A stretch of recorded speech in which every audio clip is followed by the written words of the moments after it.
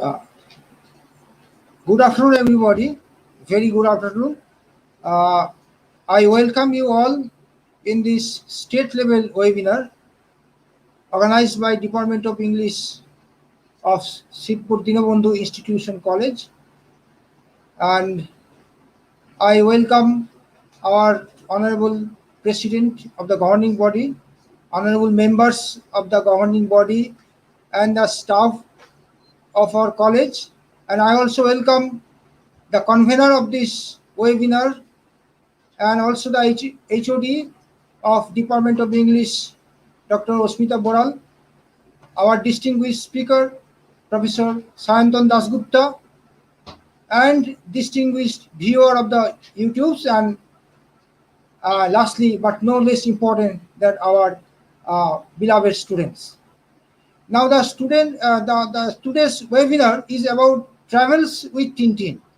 Very interesting topic, and in times when everyone follows the social distancing now and everyone has been confined within their localities, discussion about tours and travels look like a nostalgic pastime.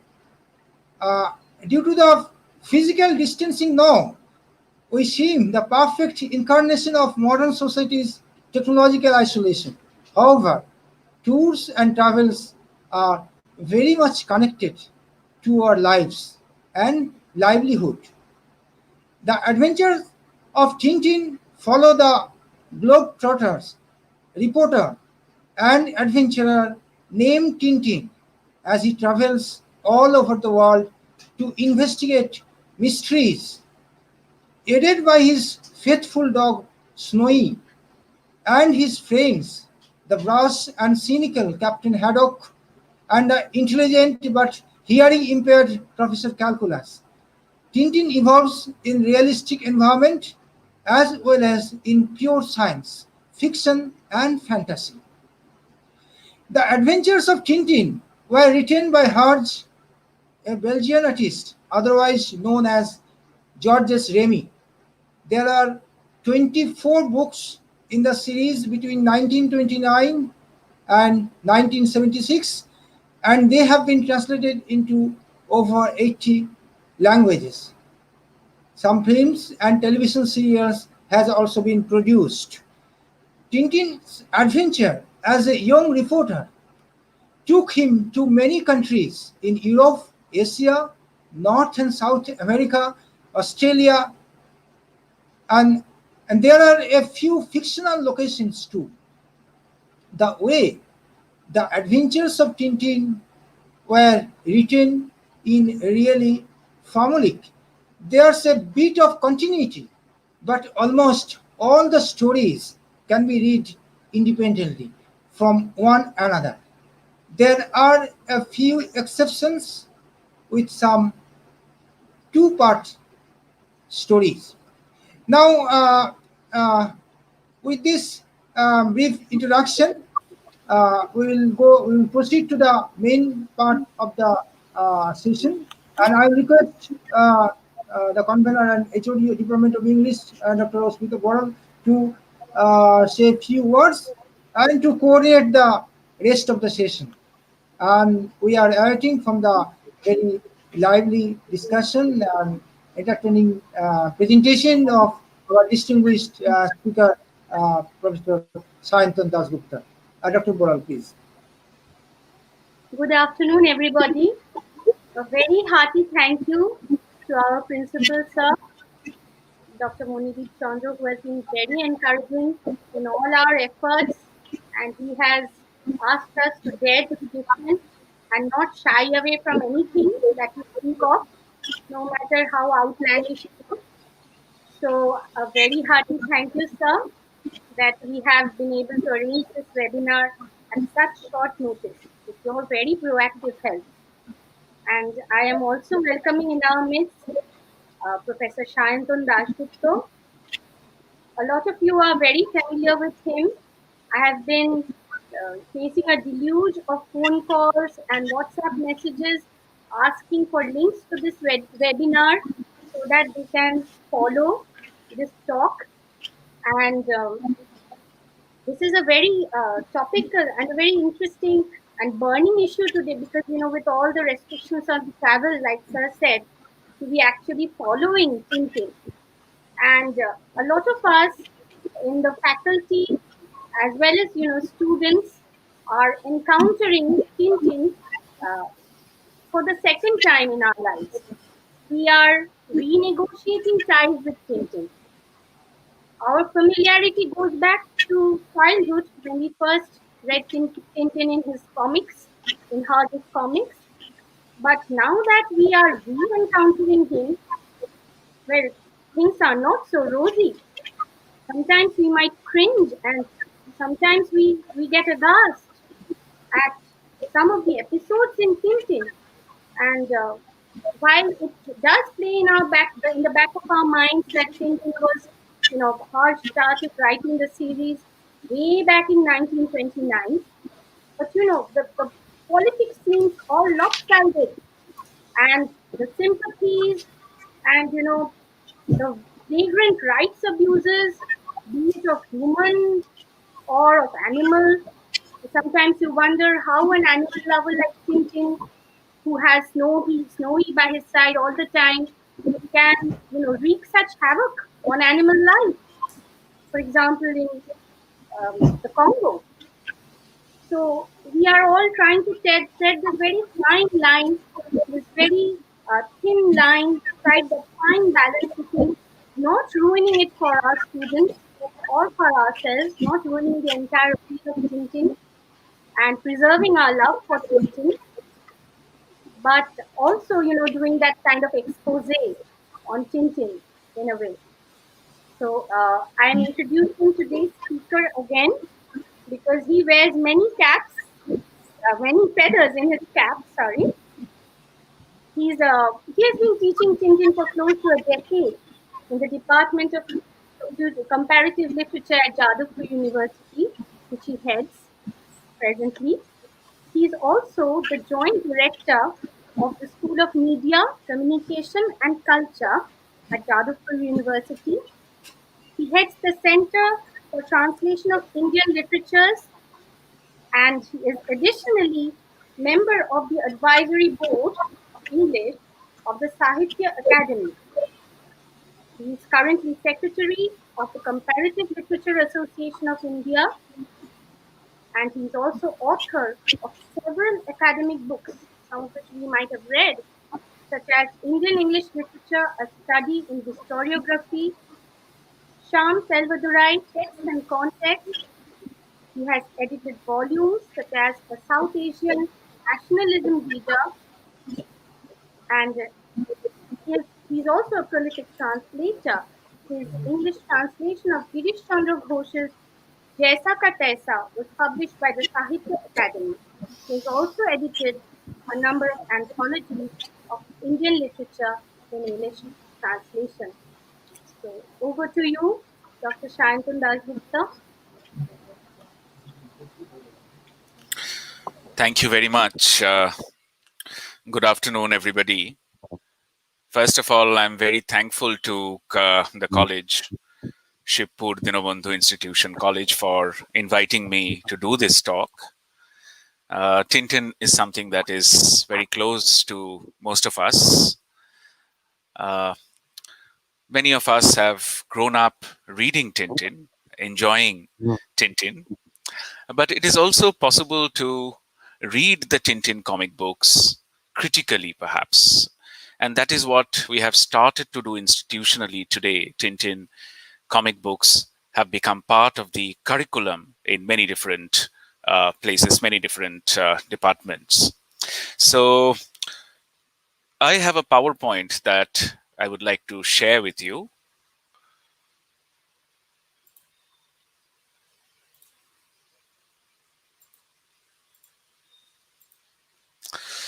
Right. So, Traveling with Tintin is the title that I have tentatively used for this talk. As we all know, Hergé was actually the pen name of Remy, who did the Tintin adventures. And the Tintin adventures started with Tintin in the Please press land of the the Soviets. Yes. Is the slideshow visible? yes, now it is visible. Yes. Okay. So the Tintin adventures began with Tintin in the land of the Soviets, and that was in 1929. The adventure was published in Le Petit Vingtième, which was a children's supplement of the newspaper called Le Vingtième Siècle. That is where the Tintin adventures were initially serialized. What I would like to do is to read two Tintin comic books together comparatively. Tintin in Tibet, side by side with Tintin in the Congo. These two are two very different narratives. So let us see what we can make of these.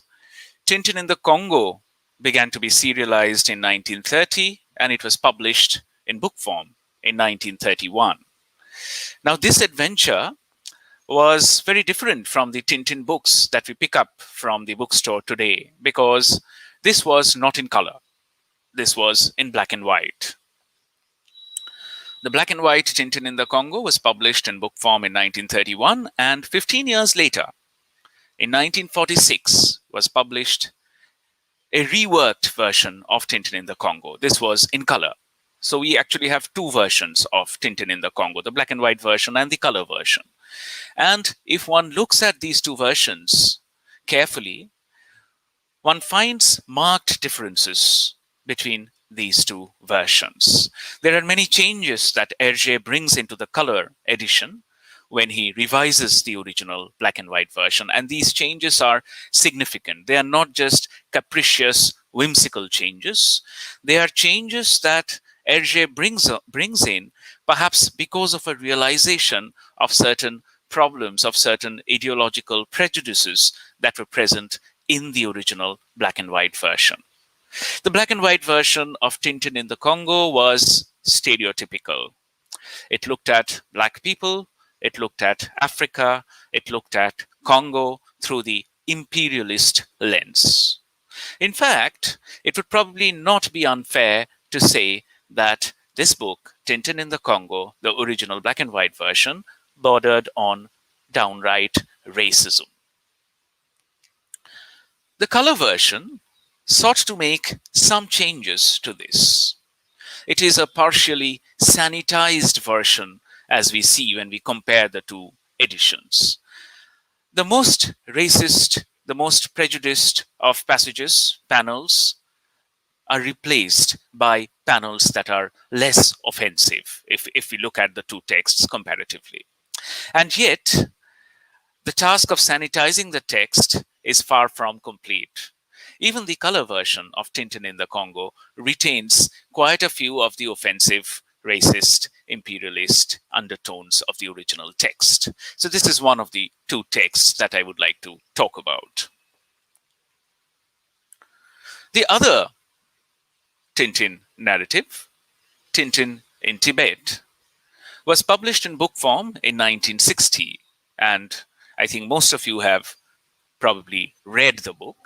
And you know that, above all, Tintin in Tibet is a tale of friendship. It's about the friendship between Tintin and Chang, whom we have encountered earlier in the Blue Lotus.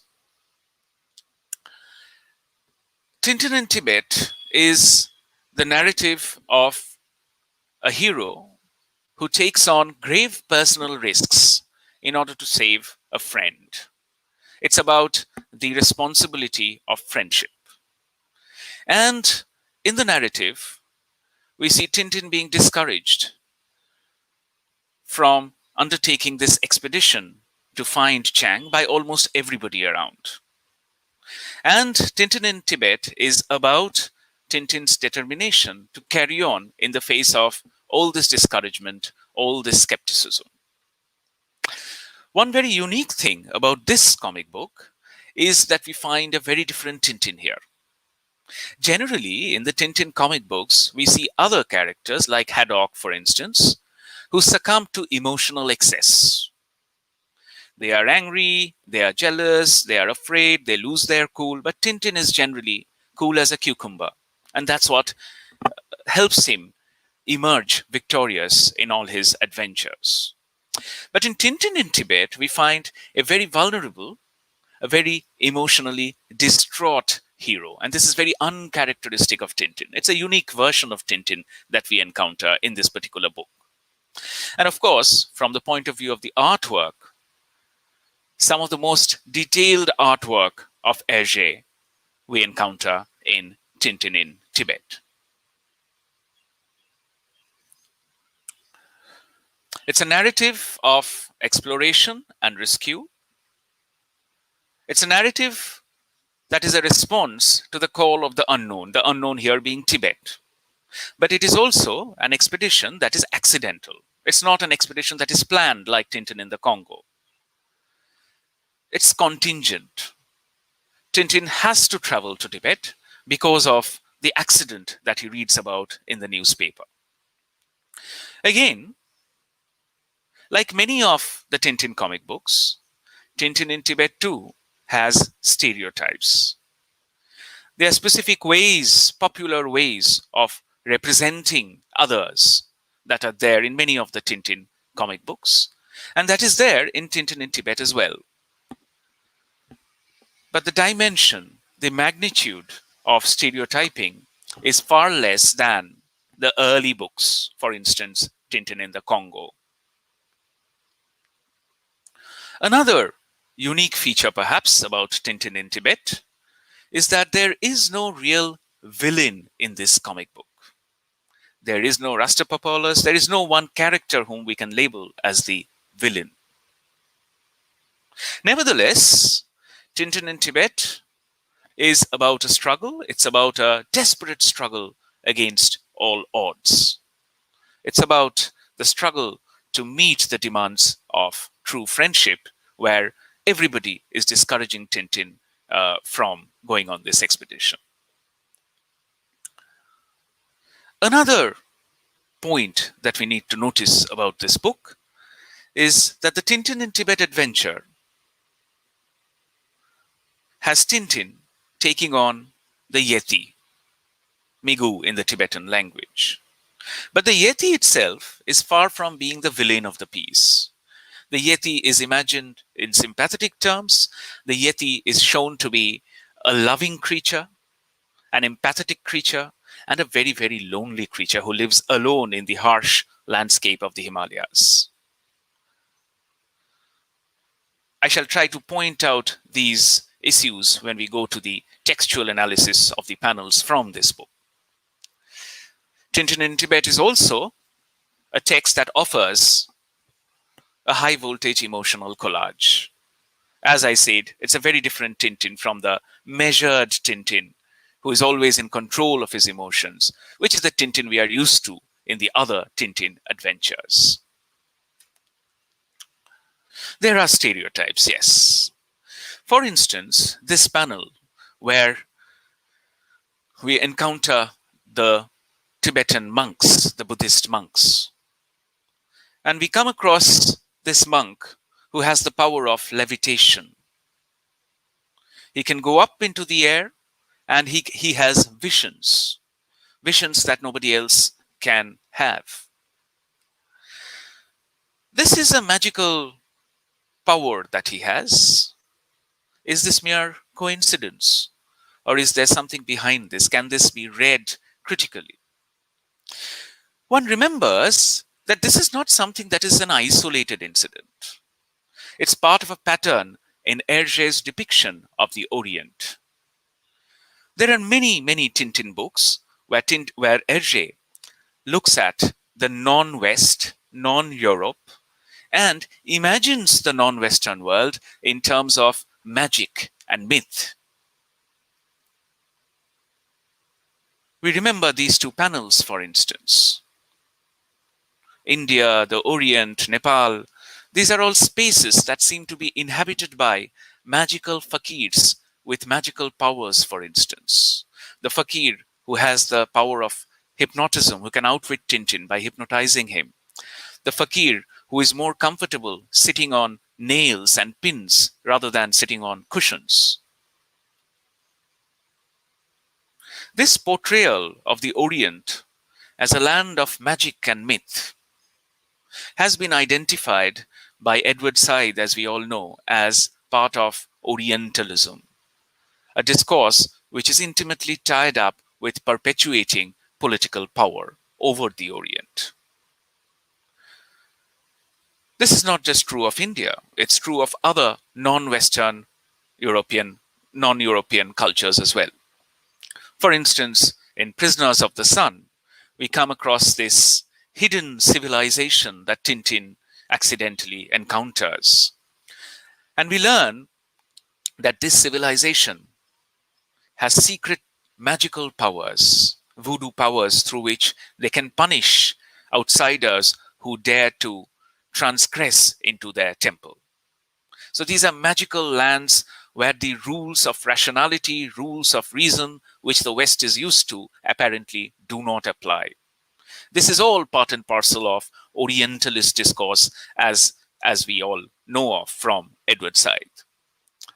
The Orient as a land of magic, mystery, and superstition is also something we encounter in Tintin in Tibet, when we see Tintin and Haddock touring New Delhi, and they come across a cow sitting in the middle of the road, and nobody seems willing to move her. Everybody is waiting for the cow, the sacred cow, the holy cow, to get up and move.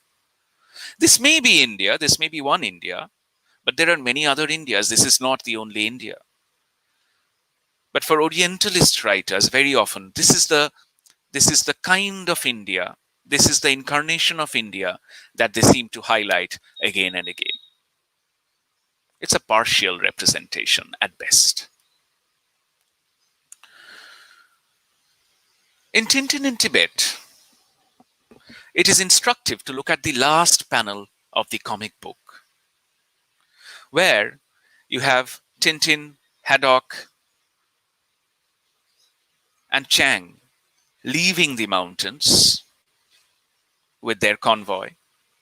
And we see the Yeti standing there forlorn, alone, lonely amidst this bleak landscape, and seeing the departure of his friend Chang, of whom he has become so enamored. There's a certain human pathos built into this portrayal, into this depiction. You can almost feel the poignancy of the situation. You can almost feel the loneliness, the pain of the Yeti over here. And that is how the Yeti has been imagined by Hergé. It's a very empathetic treatment. The Yeti is far from being the abominable snowman that everybody else seems to think of him to be. The Yeti is above all an almost human creature who harbors human sentiments and emotions. If we look at the panels where we see Chang and the Yeti together, if you see the body language, there's a certain intimacy, there's a certain almost paternalistic emotion that ties these two figures together. The body language suggests extreme protectivity on the part of the Yeti as far as Chang is concerned. Of course, there are influences that people have spoken about. Scholars have spoken about the influence of the film King Kong, which was first released in 1933. And of course, Bernard Heuvelmans is another influence. He was a friend of Hergé, and he wrote this book called On the Tracks of Unknown Animals. And that had a large section on the Yeti.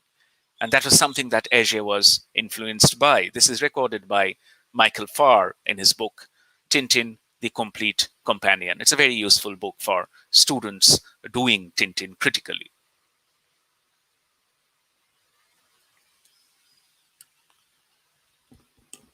One of the panels on the last page of this comic book, where we see Chang, Tintin, and Captain Haddock riding away from this landscape. And here, Chang suggests that he would be happier if nobody found the Yeti, because he is afraid that once the Yeti was found, he would not be treated very nicely.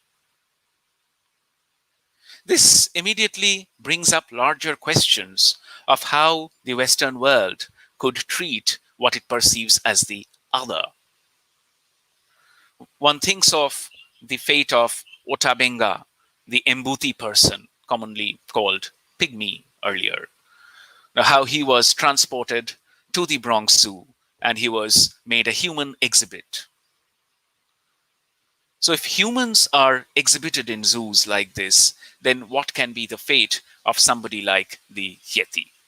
Chang obviously feels a deep empathy to the Yeti as well, because the Yeti has protected him for so many weeks, and a kind of a relationship has developed between the Yeti and Chang.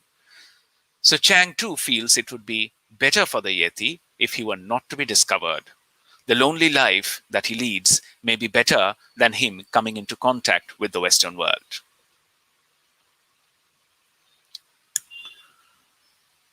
I have suggested that Tintin in Tibet offers a rich emotional collage, something that perhaps we do not get to this extent in other Tintin comic books. If we look at the first panel on this slide, this is where Tintin has decided to jettison his search for Chang because there is no way out, it seems. He is yet to discover the scarf. And so they are leaving this place, giving up Chang for good. And we can see the copier's tears rolling down Tintin's cheeks. And in the other two slides again, these are when Tintin comes across Chang in the Yeti's cave. Again, we see an outburst of emotions on the part of both Tintin and Chang. I don't think we have seen Tintin break down and give in to emotions so extensively in any other Tintin comic book. Tintin in Tibet is a narrative about an adventure undertaken against all odds.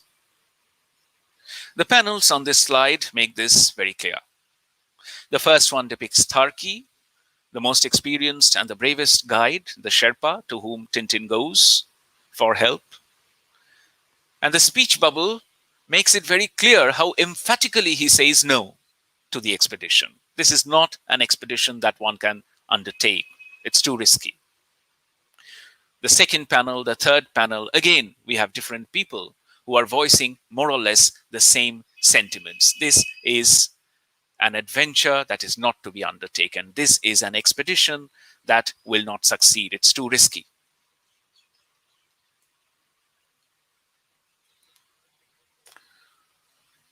Not just others, even Tintin's best friend and longtime companion, Captain Haddock, is very reluctant, very reticent, very skeptical about taking on this journey. Numerous times during the journey, he turns back. Of course, only to go back to join Tintin, because such are the bonds of friendship. That is what this book celebrates, the bonds of friendship. But the point is that Tintin is ready and willing to take up this responsibility, this risk, this journey on his own shoulders if nobody else gives him company. That is what the demands of friendship demand from Tintin. There is this simply delectable three-panel panorama that Hergé gives us. It's a panorama that is spread across three contiguous panels over here, blinding white. This shows us how this mission has all the odds stacked against it. Tarki says, even if Chang is alive, where can we search for him?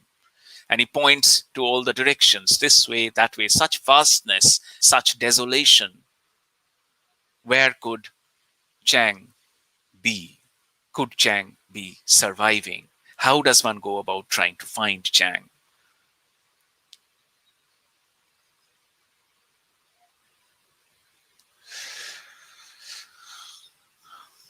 The comic elements in Tintin in Tibet.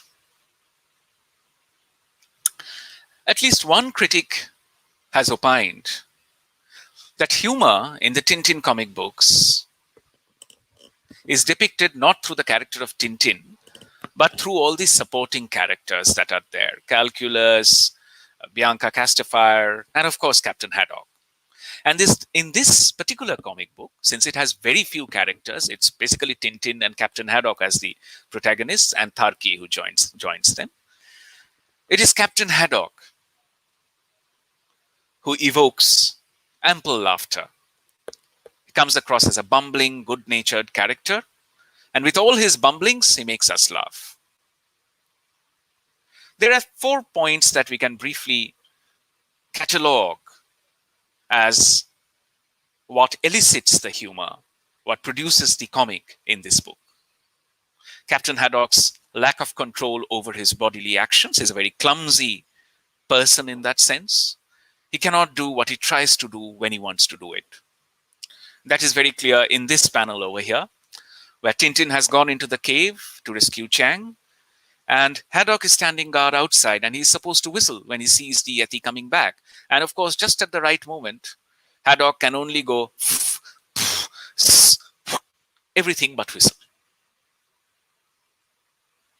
The second point is Haddock's lack of social skills and the lack of tact. And this is contrasted by Hergé with his overconfidence, often in contiguous panels. We shall see examples of this soon. His stubbornness is another comic element in Tintin in Tibet. And of course, who can forget his colorful language? Catherine Delacy, another critic, has called this creativity in the field of insults. This is something that Captain Haddock revels in, as we know. On the part of Hergé, we must recognize that the reason that he manages to make full use of these comic elements is through the use of proper timing. The right panel comes at the right time. There's a point-counterpoint strategy that he uses in order to highlight the comic elements. Let us go through some of the examples that show us the comic elements in Tintin in Tibet. 2 contiguous panels. Haddock is lighting a stove while Tintin is settling the accounts with Tarke, who's going to go back. And Haddock says, a child of 3 could do it. It's so easy.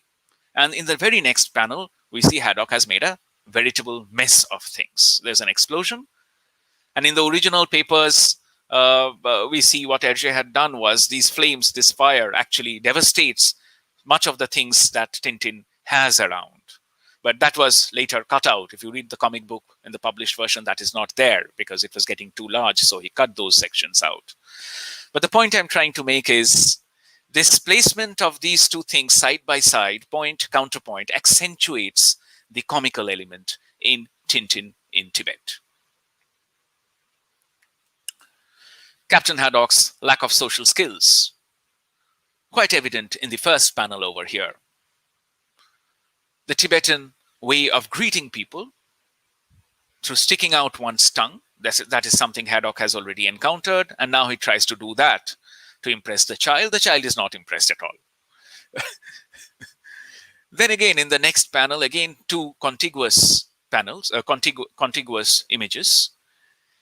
And in the first, Haddock says, we might sit here waiting for 7 years, so nothing's going to happen in all probability. And the very next panel proves him completely in the wrong, where you have the Yeti bawling away to kingdom come, as it were.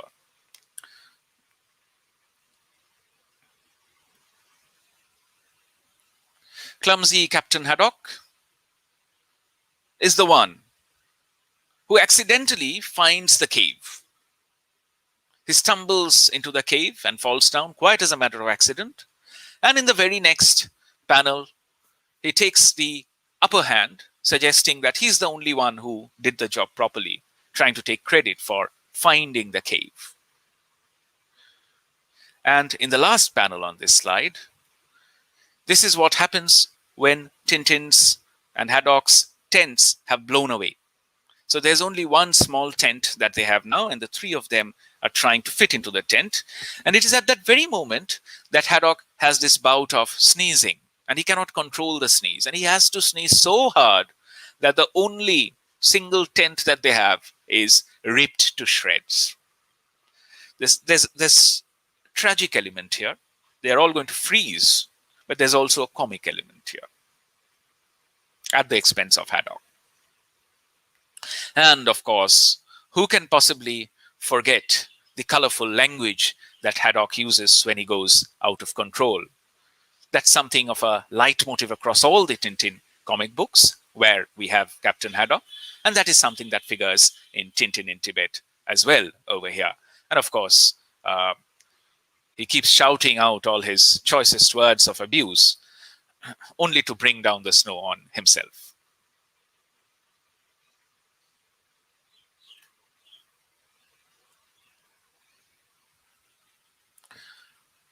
His lack of tact is also evident in the way he forgets how to address the leader, the chief of the monastery. And he ends up saying in different panels, in different speech bubbles, Grand Vizier, Grand Admiral, Grand Panjandram, and all kinds of hyperbolic addresses. And there are all these incidents where he makes a mess of things, ends up breaking things, and so on and so forth. This is a beautifully appealing set of panels that Hergé has in Tintin in Tibet. 3 parallel panels. In the first one, Haddock merrily singing along and confidently leading the pack. In the second one, he's relegated to the middle of the pack. And by the time we come to the third one, he has run out of all steam. He's right at the end of the train of people. These are the subtle ways in which Hergé instills the comic into Tintin in Tibet.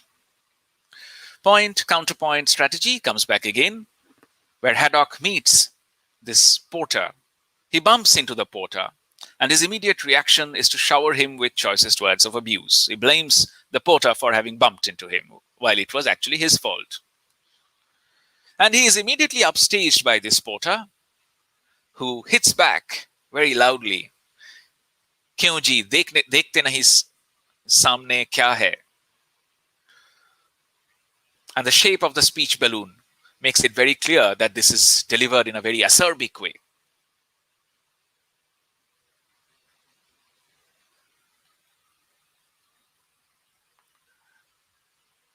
Tintin knows Haddock through and through, and he knows how to get Haddock back when Haddock has decided to leave the expedition. He manages to give him just the right incentive, as is evident over here on the screen. And at the suggestion that he is developing cold feet and running away from the battlefield, Haddock immediately turns back, makes a U-turn, and joins the expedition once again in order to find Chang, which is what Tintin wanted him to do in the first place. Harry Thompson, who writes this book called Tintin, Hergé and His Creation, writes that if the Red Sea sharks atoned for the race element in Tintin in the Congo, then the Yeti in Tintin in the Tibet did the same for Tintin's slaughter of African wildlife. Tintin in the Congo is one book which is extremely environment unfriendly.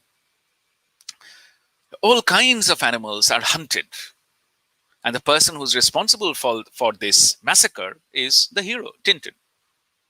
And it is almost as if Hergé seems to make amends for that by showing the Yeti in such human terms in Tintin in Tibet. That is the idea that Harry Thompson has propagated. That is as far as Tintin in Tibet is concerned, but how then has Congo been imagined in the Tintin comic book? Hergé himself is on record as having said that he was unhappy with the way he had portrayed Africa in the 1930s. That was a time when Europe harbored many prejudices about Africa, about Africans. Europe harbored many preconceptions, misconceptions, prejudices, stereotypes about Africans. And Hergé says that since he was exposed to these prejudices and stereotypes also entered into his depiction of the Congo. So this is about as close to an apology that you can get. And this is basically why in 1946, he tries to sanitize the text of Tintin in the Congo. Let us look at this episode over the next 3 slides about how Snowy in Tintin in the Congo falls overboard from the ship. Tintin tries to rescue Snowy by throwing a wire rope, but he doesn't succeed. and ultimately catches an electric shock and is knocked unconscious. And we have this black crewman over here who comes and tries to help, comes and tries to rescue Snowy. Unfortunately, he can only make it worse. And then, when Tintin comes to, his reaction is like this. If you note the speech bubble at the top of the page, Tintin says, "And you did nothing to save him," to the black crewman. Well, now you'll see what a real man does. How are we to read this text, this speech? A real man. So the black man is not a real man. It's only Tintin, the representative of Europe, who is a real man. So there's a scale of evolution that seems to be imagined over here, where the European man seems to be at the top of the ladder, and the black man is somewhere towards the middle. The black man is not really a real man. He's not evolved enough to have reached Tintin's position in the evolutionary ladder. It's a clear, prejudiced, stereotypical, and racist portrayal of black Africans.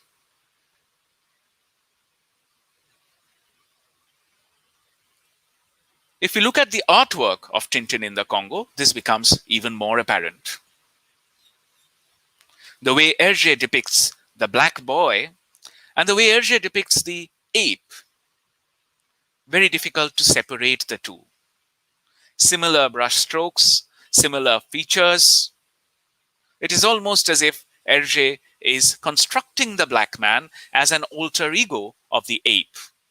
So once again, that idea of evolution where the ape is at the bottom, the European man, the hero, Tintin, seems to be at the top of the ladder, and the black man, it seems, for Hergé, is somewhere near the middle. These are not things that we noticed when we read and enjoyed thoroughly the Tintin comic books when we were young. But once we start reading the Tintin comic books critically, these are things that strike us. These are very problematic representations.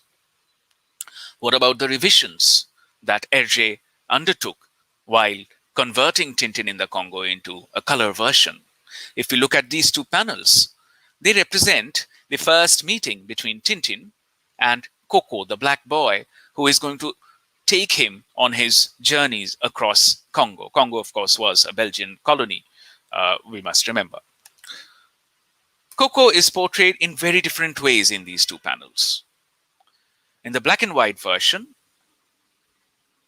his body language implies passivity. Shoulders drooping, hands by his sides, legs, feet together. Whereas in the color version, action, movement, motion are implicit in the way the figure of Coco has been painted. He's in the middle of speaking. His hands are upraised in the middle as if part of the movement. And his legs are stretched out far apart. There's motion implicit there.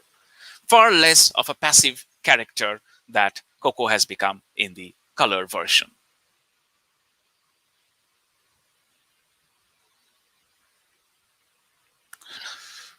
Africa is also portrayed as technologically deficient, and Africans have been portrayed as naive and infantile. We look at this series of panels here, for instance, where Tintin is playing a recording on his gramophone. He has come across the conspiracy and he has recorded the conversation and he's playing it out for the villagers. And the reaction of these villagers is to think that because the voice is coming out from the gramophone, the man must be inside the gramophone. Similarly, when he screens the film footage of this conversation, the villagers seem to be unable to separate the real from the real. And they start attacking the image, the screen itself, with their spears. There is what can be called a process of infantilization here. This is a strategy that has been identified by Ariel Dorfman and Armand Matelart in their famous book called How to Read Donald Duck, which is actually another book on studying comic books. This was in the early 1970s, where they were looking at the Walt Disney comic book and trying to read that critically. There is an infantilization here, where the native is imagined as naive, almost childlike. This is again part and parcel of Orientalist discourse. It is tied up intimately with the discourse of imperialism and the discourse of colonialism.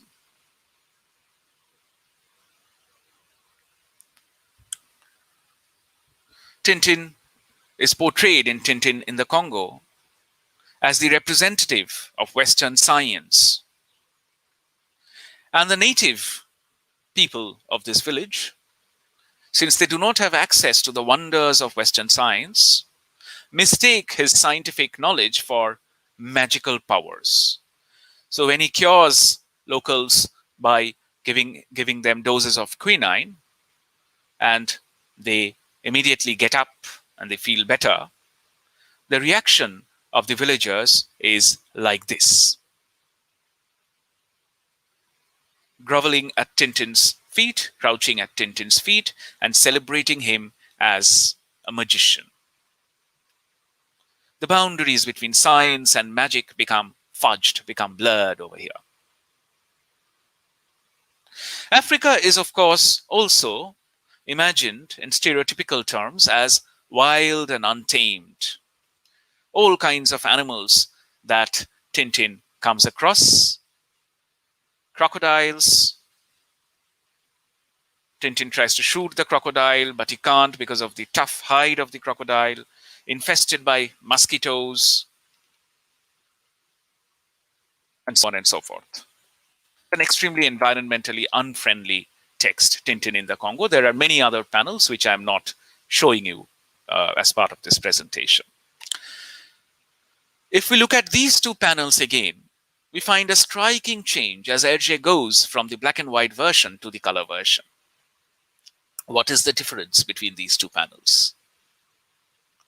In the first and in the second, we see Tintin and Snowy being rescued by a group of people in the lifeboat. They were in the sea because Tintin had jumped down into the sea to rescue Snowy. So now they have to be picked up and taken back to the ship.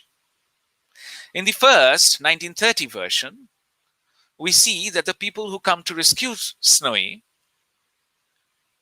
are Caucasians. They're white-skinned people. Because the black and white version does not portray the black man in very flattering light.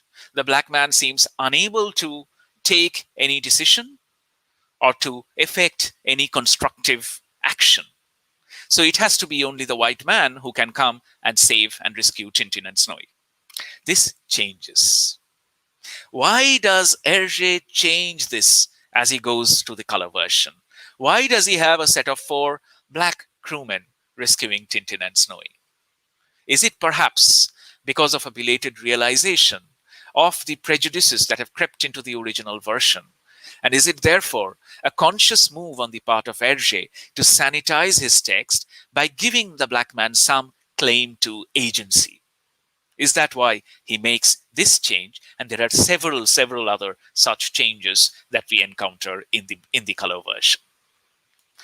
So one of these changes could have been coincidence, but it happens so many times. There seems to be a clear attempt on the part of Hergé to compensate for the excesses, compensate for the racism in his original version of Tintin in the Congo.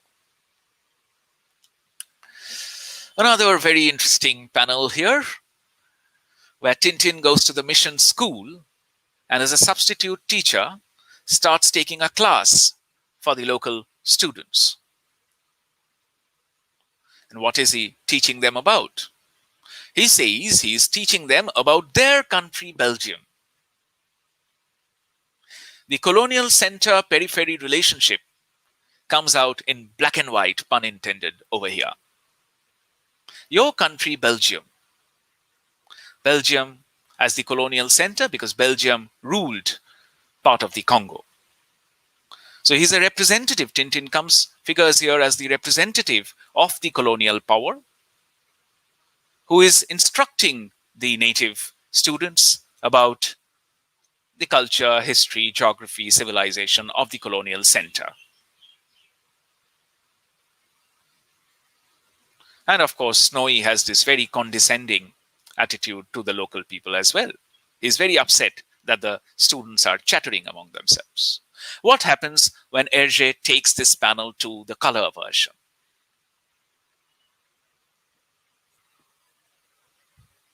We see that in the color version, instead of acting as a colonial apologist, instead of trying to teach the local students about Belgium, the colonial center, he is teaching them mathematics. Not geography of the colonial mother country, but mathematics. Apparently a more neutral subject space. This is again another way in which Hergé is trying to compensate for the prejudices of the original, and another way in which he is trying to sanitize the text of Tintin in the Congo as he reinscribes the black and white version in color.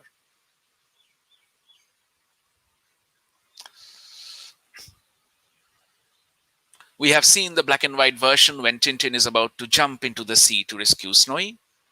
And his words there were, "Now you will see what a real man does." Real man versus black man distinction. In the color version, this too changes. One of the most offensive speech bubbles of Tintin, this has been replaced with something that translates into English as he must be saved, Snowy must be saved at all costs. So he must be saved at all costs is quite different from, now I'll show you what a real man does. That hierarchy that was created between the black man and the white-skinned man in the black and white version is taken away, is dismantled. Clear attempt on the part of Hergé to compensate for the racism in the 1930 version in black and white of Tintin in the Congo. Thank you very much. If there are questions, we can take them now.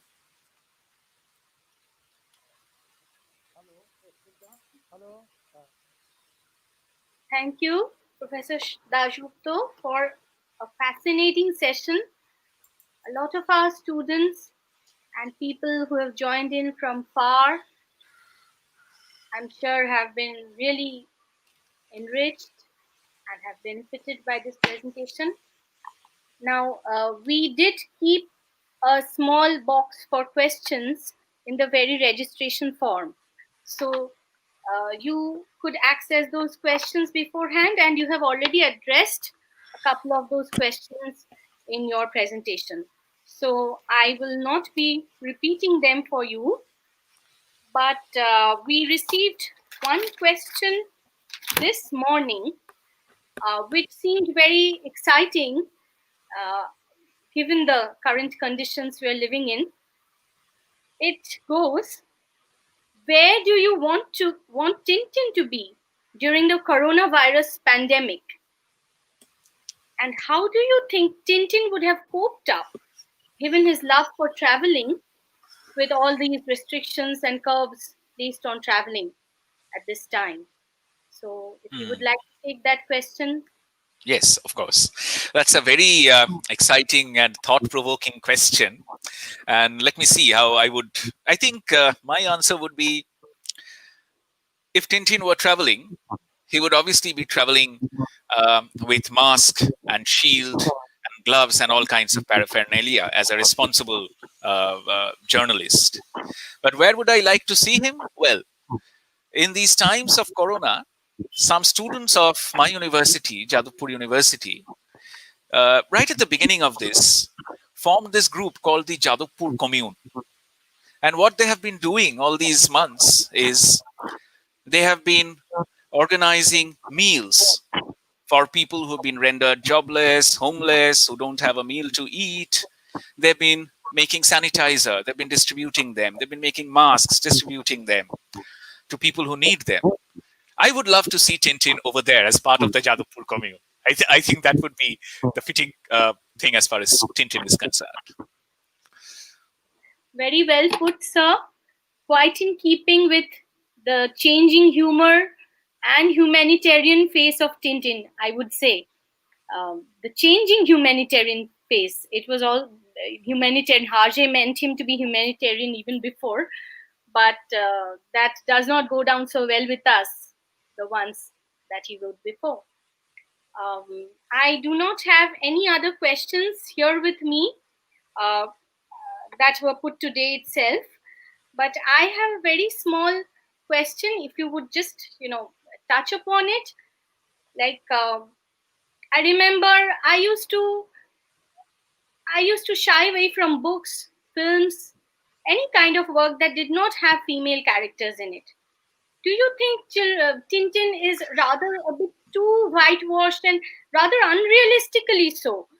That it does not contain any single female influence apart from Bianca Castafiore of any consequence. Who and he the adventures were written at the time of espionage, the Cold War, the Second World War.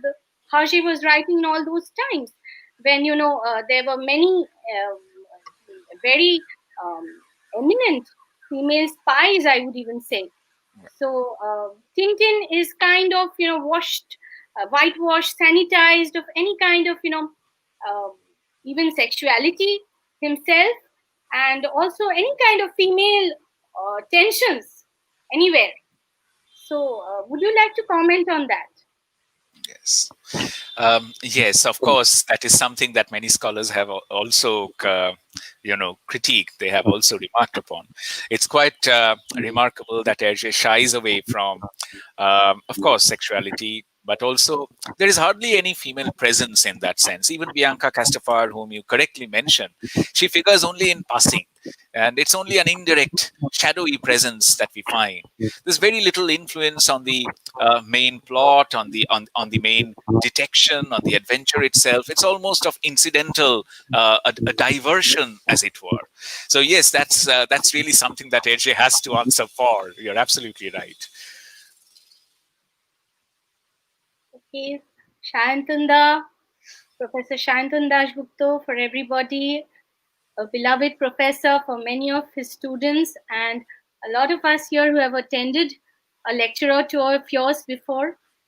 I thank you immensely on behalf of our department, the Department of English at Shibpur Dinobundhoo College today. And I would now ask our principal, sir, to close this session with a word or two. Thank you very much. Thank you, Professor Dasgupta. Excellent presentation. And in this era of sanitization, we are informed that we need to sanitize the Tintin also. In the sense that we have to remove the racism and all the things that are not desirable. Anyway, thank you, everybody. Thank you very much. And with this, I'm declaring the session closed, and that is the end of this session. Thank you. Thank you. Thank you very much. Thank you all of you for being here with us today. Good afternoon. Thank you.